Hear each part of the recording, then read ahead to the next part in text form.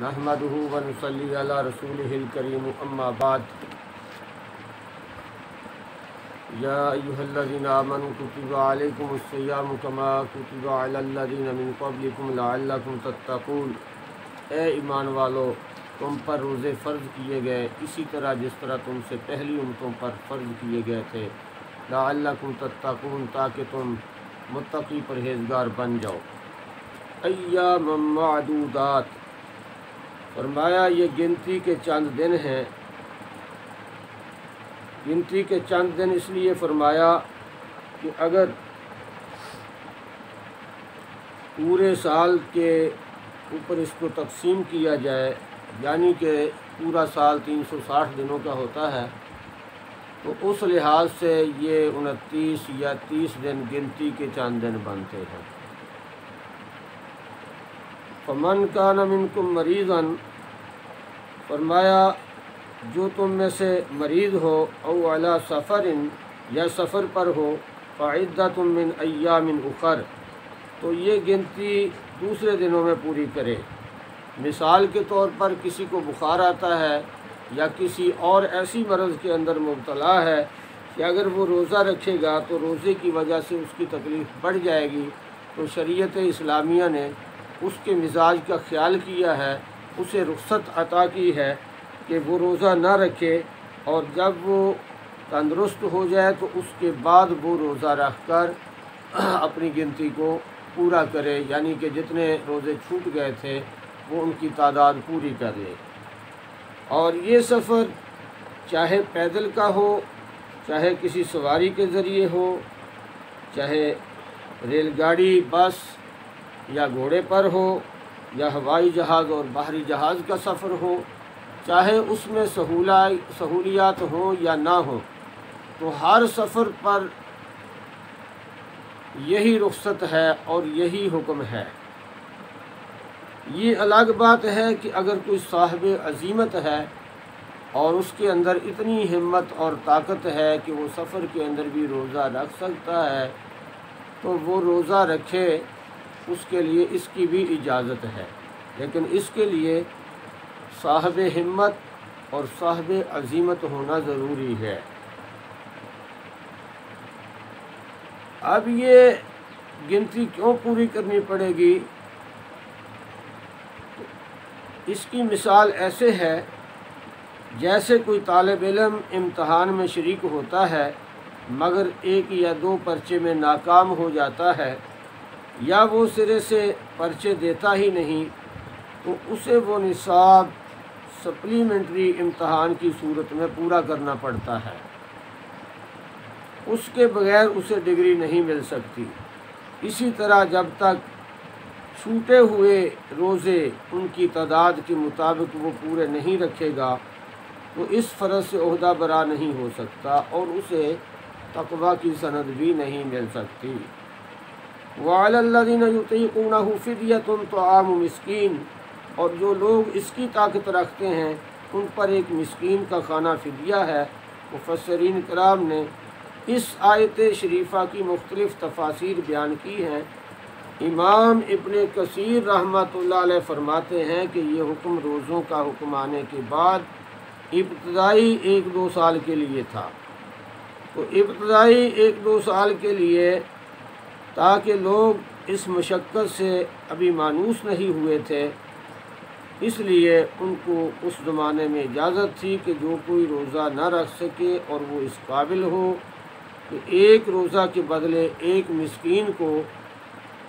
دن رات کا کھانا کھلائے تو وہ ایسا کر سکتا ہے، جس سے اس کا روزہ ادا ہو جاتا تھا۔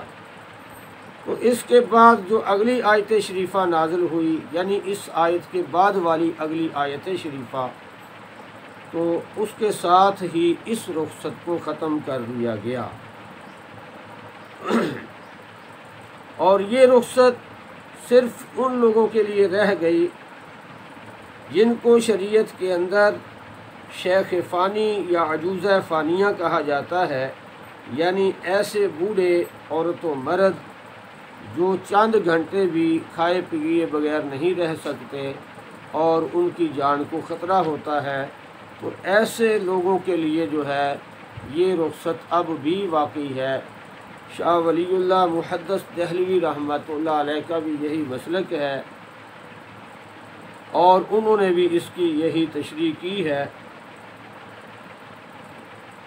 لیکن وہ لوگ جو لمبی بیماری میں مبتلا تو ہیں لیکن ان کو یہ امید ہے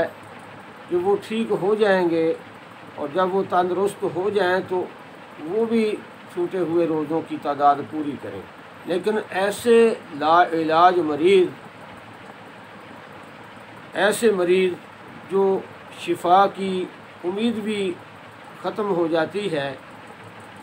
اور ان کے شفا یاب ہونے کی کوئی امید باقی نہیں رہتی،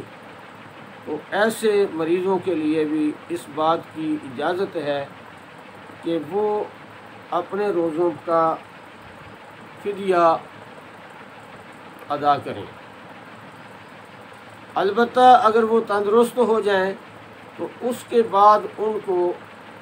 روزے رکھنے پڑیں گے اور ان کا دیا ہوا فدیہ جو ہے صدقہ اور خیرات میں شامل ہوگا۔ حضرت شاہ ولی اللہ رحمۃ اللہ علیہ نے اس کی دوسری تفسیر یہ بیان فرمائی ہے کہ یہاں پر فدیہ سے مراد صدقہ فطر ہے جو صاحب استطاعت پر واجب ہے اور روزوں کا کفارہ بنتا ہے۔ اس میں اور بھی کئی ایک مصلحتیں ہیں، بہرحال اسے صدقہ فطر پر محمول کیا گیا ہے جس کی مقدار ایک مسکین کا 2 وقت کا کھانا ہے، یا ہر روزے کے بدلے 2 سیر گندم یا اس کی قیمت، اگر باجرہ وغیرہ ہے تو 1 سا یعنی 4 سیر ادا کرنا ہوگا، اور گندم ہے تو نصف سا یعنی 2 سیر۔ آخر میں فرمایا فمن تطوع خیرا فہو خیر اللہ، جو کوئی خوشی سے نیکی کرے گا تو یہ اس کے لیے بہتر ہے، یعنی اگر شرعی عذر کے باوجود روزے رکھتا ہے تو یہ بہت اچھی بات ہے اور یہ روزہ رکھنے والے کے لیے بہتر ہے۔ یعنی اگر کوئی مریض بھی ہے اور اسی طرح جیسا پیچھے گزرا اگر کوئی سفر پر ہے، اگر اس کے اندر ہمت ہے، طاقت ہے، استطاعت ہے اور وہ صاحب عزیمت ہے، صاحب عزیمت کا بھی مطلب یہی ہے کہ ہمت اور طاقت والا اور قوت ارادی کا مضبوط شخص، تو فرمایا اس کے لیے یہی بہتر ہے کہ وہ روزے رکھے۔ وَأَن تَصُومُوا خَيْرٌ لَكُمْ، فرمایا اگر تم روزہ رکھو تو یہ تمہارے لیے زیادہ بہتر ہے، ان کنتم تعلمون، اگر تم اس رمز کو سمجھتے ہو۔ ان کنتم تعلمون، تعلمون کا معنی ہے جاننا، سمجھنا بھی اس کے معنی میں آ سکتا ہے۔ مطلب یہ ہے کہ اگر تم اس کی حکمت، روزے کا فلسفہ، روزے کے اثرات و ثمرات سے اچھی طرح واقف ہو اور اس کی رمزیں جانتے ہو اور سمجھتے ہو تو پھر بہتر یہی ہے کہ روزہ ہی رکھو، چھوڑو نہ۔ تو لہٰذا رخصت ان لوگوں کے لیے ہے جو مریض ہیں اور استطاعت، ہمت، طاقت نہیں رکھتے ہیں، لیکن عزیمت ان لوگوں کے لیے ہے جو صاحب عزم و ہمت ہے۔ اللہ تبارک و تعالی ہم سب کو بھی صاحب عزم و ہمت بنائے اور اللہ تبارک و تعالی اپنے فضل و کرم سے ہمیں روزے رکھنے کی توفیق نصیب فرمائے اور اس کو اپنے دربار عالیہ میں قبول و منظور فرمائے۔ وآخر دعوانا الحمد للہ رب العالمین، والصلاة والسلام علی رسولہ الکریم سیدنا و مولانا محمد النبی الأمی الکریم وعلی آلہ وصحبہ اجمعین برحمتک یا ارحم الراحمین۔ السلام علیکم ورحمۃ اللہ۔ حکیم محمد یاسین صدیقی نقشبندی مجددی، خانیوال، پاکستان۔